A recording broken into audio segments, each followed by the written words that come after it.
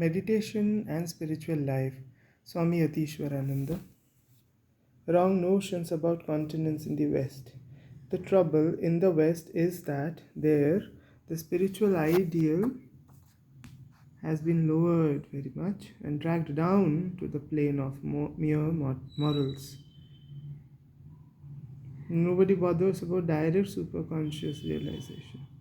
People are so beggarly that they are satisfied with very little. Just a little good mood is enough for them. And then they go and make much of it. Moral life is not spiritual life.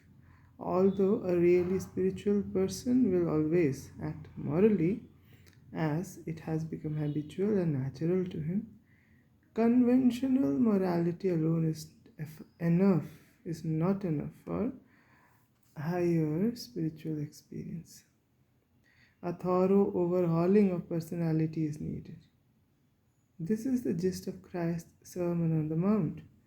Be ye therefore perfect, even as your Father which is in heaven is perfect.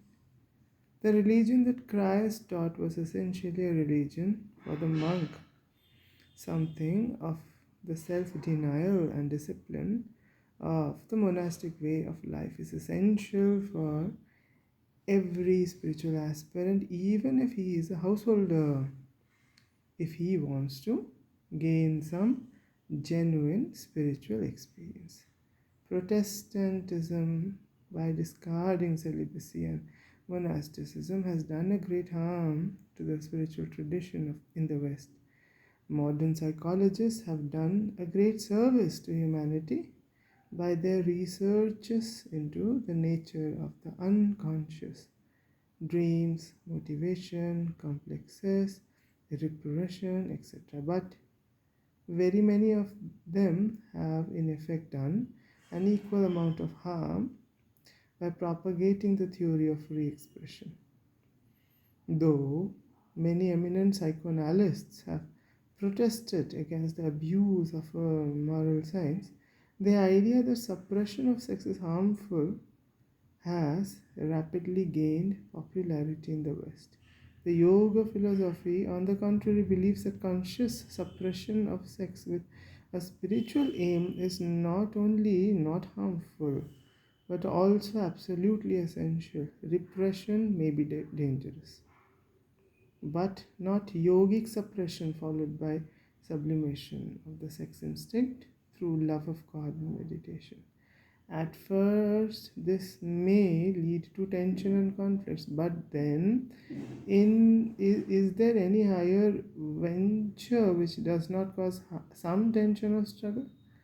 The true and earnest spiritual aspirant soon overcomes all internal troubles and through divine grace reaches a higher plane where he is free from the conflicts of the lower planes.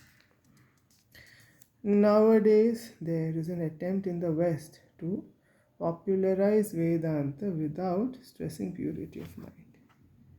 Many people in the West feel drawn to Advaita because of its loftiness and logical beauty, but intellectual appreciation alone is not enough.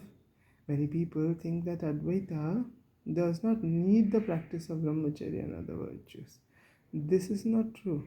On the contrary, it demands the strictest control of mind and senses.